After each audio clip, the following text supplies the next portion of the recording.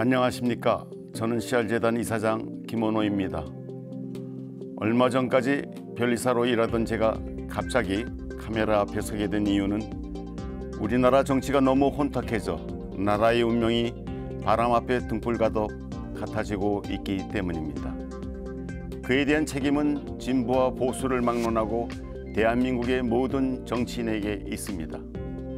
과거 삼성그룹의 이건희 회장은 정치는 사류, 관료는 삼류, 기업은 이류라고 외치면서 국제화 시대에 변하지 않으면 영원히 이류에 머물게 되니 마누라와 자식 빼고 다 바꾸자고 호소했었습니다. 바꾸려면 철저히 바꿔. 극단적으로 얘기해. 농담이 아니야. 마누라 자식 빼는 건 다 바꿔봐. 그래서인지 삼성은 세계 인류 기업이 되었습니다. 하지만 우리나라 정치는 사류를 넘어 이젠 시궁창으로 들어가고 있다고 해도 과언이 아닙니다. 우리나라 정치인들이 이런 행태를 반복하는 이유가 무엇일까요? 정치가 바뀌지 않는 이유는 무엇일까요? 그것은 헌법이 낡았기 때문입니다. 헌법이 국민의 뜻에 따라 만들어지지 않았기 때문입니다. 1987년에 만들어진 제6공화국 헌법이 부패하고 무능한 정치인들의 방패와 갑옷이 되고 있습니다. 1876년 강화도 수호조약부터 1910년에 국권 침탈이 있기까지 나라를 개혁할 기회가 여러 번 있었지만 무능한 왕과 부패한 조정은 국민의 마음을 헤아리지 않았습니다. 그저 백성들을 수탈하기 바빴습니다. 백성들은 임금과 조정 재신들을 원망하면서도 무엇을 어떻게 바꿀 것인지 생각지 못했습니다. 결국 나라가 망했습니다. 지금이 그때와 다르다고 생각하십니까? 아닙니다. 저는 조금도 다르지 않다고 생각합니다. 그래서 저는 오래전부터 헌법을 개정해야 한다고 생각해 왔습니다. 시대 정신을 반영해야 하는 헌법 개정을 국회의원들에게만 맡겨놓으면 100년이 흘러도 제자리 뛰기만 할 뿐 발전이 없습니다. 이젠 국민이 참여해서 헌법을 바꿔야 할 때입니다. 더는 미룰 수 없는 우리 시대의 미안의 과제, 헌법 개정. 저와 제7공화국 개헌을 말하다를 함께할 서울대 홍준영 명예교수를 소개해드리겠습니다.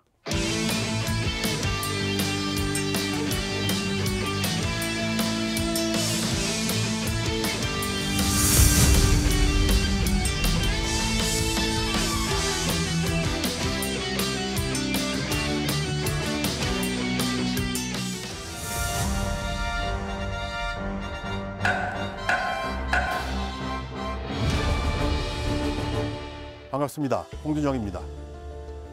오늘은 제7공화국 개헌을 말하다의 첫 시간인 만큼 헌법이 무엇인지 그동안 어떤 개헌의 과정을 거쳐왔는지 살펴보도록 하겠습니다. 대한민국 헌법이 처음으로 공포된 날은 1948년 7월 17일입니다. 당시 총선거를 통해 구성된 재헌국회는 우리나라 제1대 국회로서 2년 동안 존속했습니다. 짧은 임기 동안 건국과 정부 수립에 필요한 제도적인 기반을 마련했습니다. 대한민국 헌법을 제정하고 헌법에서 정한 절차에 따라 국회의원 투표로 대통령을 선출해 정부를 구성했죠.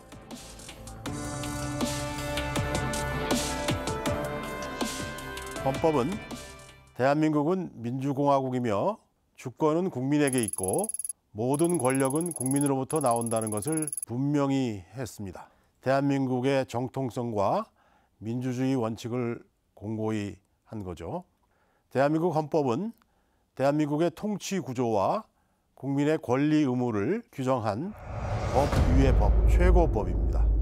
그 어떤 법도 헌법을 거스를 수 없고 헌법에 위반된 법률은 효력을 잃게 됩니다. 그렇다면 대한민국 헌법은 몇 차례 개헌 과정을 거쳤을까요? 우리나라는 2023년 현재까지 총 9차례에 걸쳐 헌법을 개정했습니다. 1차 개헌은 발췌 개헌이라고 부르는데 1952년 이승만 대통령이 장기 집권을 위해 대통령 직선제 정부안과 의원 내각제 개헌안을 교묘하게 뒤섞어서 헌법을 개정했습니다.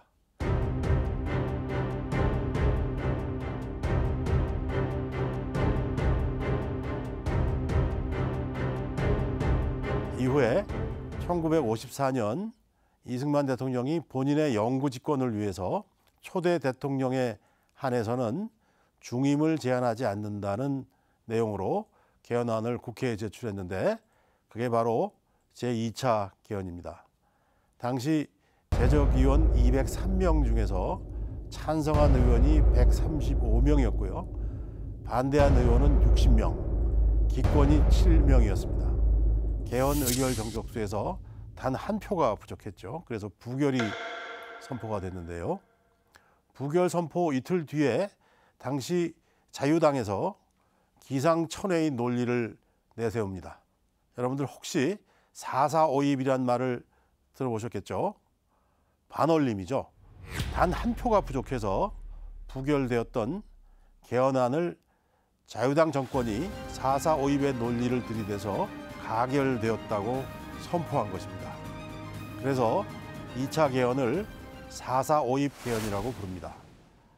1인의 종신 집권을 보장한 개헌이라는 점에서 우리 헌정사상 가장 치욕적인 사건으로 기록됐습니다.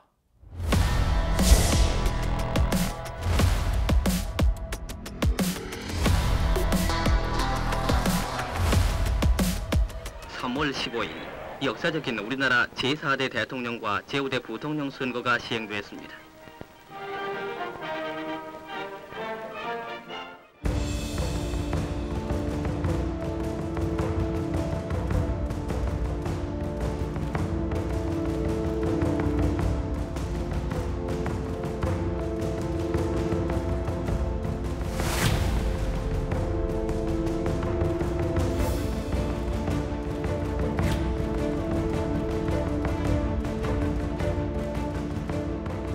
(3차) 개헌은 4.19 혁명으로 이승만 대통령이 하야한 후에 만들어졌는데 국민의 자유와 권리를 최대한 보장하고 공무원의 신분과 정치적 중립성을 보장하는 내용이 중심이 되었습니다. 그러면서도 실질적인 행정권을 담당하는 내각은 의회 다수당의 신임에 의존하는 의회 중심주의를 채택했습니다. 그래서 3차 개헌을 내각 책임제 개헌이라고 부릅니다.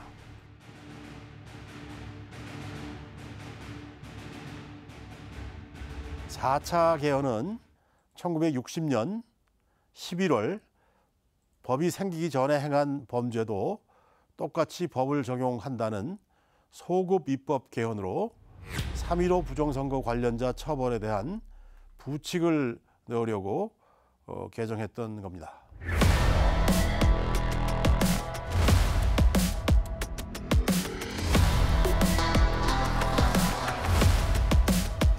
(5차) 개헌은 역사상 최초로 국민투표를 거친 헌법 개정이었는데요. 5.16 쿠데타로 정권을 잡은 박정희 장군이 대통령 재임을 2번으로 제한하는 헌법 개정안을 만들어서 1962년 12월 5일에 국민투표를 통해 확정했습니다. 이후 이루어진 6차 개헌은 삼선 개헌이라 하는데 1969년 박정희 대통령이 삼선 금지 조항을 철폐하고 대통령을 3선까지 할 수 있도록 한 개헌입니다. 당시 야당의 대통령 후보였던 김대중 씨는 박정희 대통령이 총통제를 획책하고 있다고 비판했고 그것은 대통령 선거가 끝나자마자 박정희의 유신 독재로 이어졌습니다.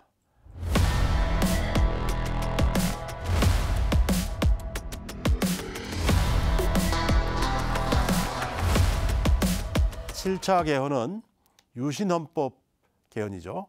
1972년 10월에 비상조치로 헌정이 중단된 상태에서 비상국무회의를 통해 만들어진 개정안으로 통일주체 국민회의에서 대통령을 선출하는 간접선거 방식을 채택했습니다.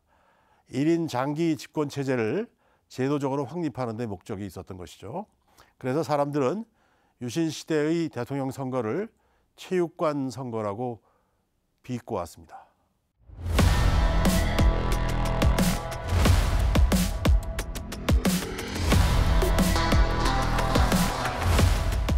팔 차 개헌은 당시 중앙정보부장이었던 김재규 씨가 박정희 대통령을 암살하면서 촉발된 12.6 사태 이후에 12.12 사태로 정권을 잡은 전두환 신군부가 국회를 해산하고 국가보위입법회의라는 기구를 만들어서 헌법을 바꾸고 국민투표로 확정했습니다. 대통령을 간선으로 뽑고 임기를 7년 단임으로 하는 내용을 담았습니다.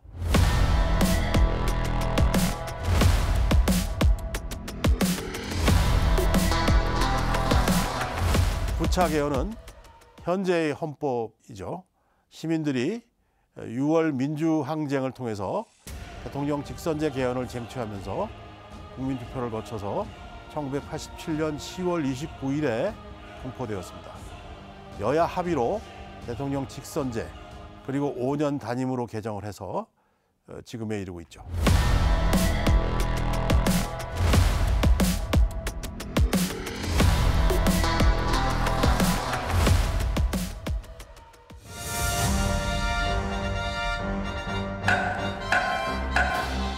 아홉 차례에 걸친 우리나라 헌법 개정의 역사를 살펴봤는데 교수님이 보시기에 우리나라 헌법 개정이 가진 가장 큰 문제점은 무엇이라고 보십니까? 그동안 헌법 개정은 주로 권력 구조에 치중되었습니다. 정작 국민의 실생활에 도움이 되는 부분, 특히 기본권 신장에는 그다지 큰 기여가 없었다는 평가를 받았습니다. 헌법도 나이를 먹죠. 세상은 점점 빠른 속도로 변화를 거듭하고 지금도 급속히 바뀌고 있습니다. 그동안 세상이 얼마나 빨리 많이 바뀌었는지를 생각해 보면 87년에 개정된 지금의 헌법은 사실 낙후된 헌법이라고 해도 과언이 아닙니다. 36년이 지난 것이죠. 그동안 세상이 변하고 사회적 여건이 많이 달라졌습니다. 10년이면 강산도 변한다는데 3번 이상이나 강산이 바뀐 셈이죠. 그만큼 사람들의 생각이나 의식, 관심사, 기대하고 열망하는 모든 것들이 바뀌었습니다. 지표로 따져보자면 우리는 이제 세계 10위 안에 드는 G7 또는 G8에 육박하는 세계 굴지의 경제대국이 되어 있죠. 우리도 모르는 사이에 이미 선진국 클럽에 들었거나 가입 문턱에 가까이 가 있습니다. 상전벽해라고나 할까요? 대한민국의 위상이 정말 달라졌다는 사실은 외국에 나가보면 잘 실감하게 됩니다. 이제는 헌법도 낡은 옷을 벗고 새 옷을 입을 때입니다.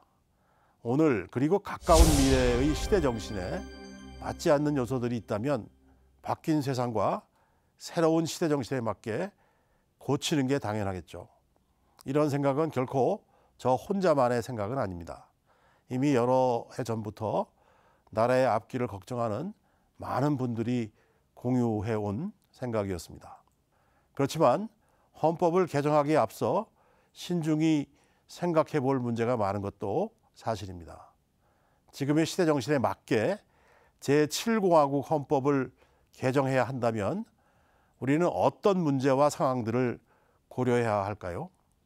빅데이터와 인공지능 등 과학기술이 비약적으로 발전하는 가운데 기후위기가 날로 심각해지고 있습니다. 기상이변으로 인한 홍수와 폭풍, 가뭄, 산불 등 세계 곳곳에서 기후재난이 끊이지 않고 있죠. 코로나 바이러스로 인한 팬데믹, 얼마 전에 끝났다고 하지만 이게 시작에 불과할 수도 있다. 서막일지도 모른다는 공포가 엄습하고 있습니다. 인구 절벽으로 인한 인구 소멸의 위기도 이미 가시화된 지 꽤 됐습니다. 우리나라는 2022년 기준 65세 이상 인구 비율이 18%에 달합니다. 이미 고령 사회에 접어들었습니다.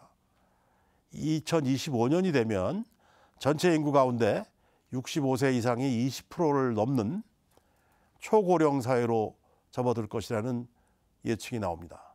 이는 일본보다 더 가파른 속도죠. 세계 최고의 초고속 초고령 사회가 되는 것이라고 합니다. 그뿐이 아닙니다. 노인 인구의 비중은 급속히 증가하는데 노인 빈곤율은 세계 최고 수준입니다. 더 큰 문제죠. 지방 소멸 역시 심각합니다. 2020년 3월 기준으로 전국의 소멸 위험 지역은 113곳으로 전국 228개 시군구의 약 절반 수준으로 나타나고 있습니다. 인류는 싫든 좋든 인공지능의 시대로 접어들고 있습니다. 노동의 미래도 밝지 않습니다. 직업의 세계도 시시각각 바뀌고 있습니다. 이로 인해 정치, 경제와 사회, 문화, 환경에 많은 변화가 있을 것입니다. 직업의 변화로 인한 노동 기본권의 변화가 우리를 혼돈에 빠뜨릴 수도 있습니다. 청년과 여성, 장애인과 소수자 문제뿐만 아니라 우리나라에 들어와서 사시는 외국인 문제도 날로 심각해지고 있습니다. 국가와 정부의 적절한 대응을 요구하는 사회적 압력 수위가 날로 높아지고 있습니다. 이 모든 현상이 불과 반세기도 되지 않는 기간에 일어난 일들입니다.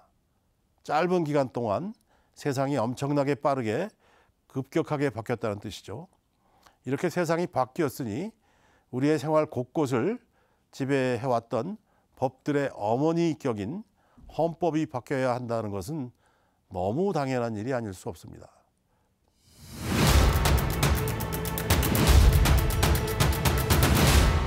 오늘은 제7공화국 개헌을 말하다의 첫 순서로 헌법이 무엇인지, 그동안 어떤 과정을 거쳐 오늘의 헌법에 이르렀는지를 살펴봤습니다.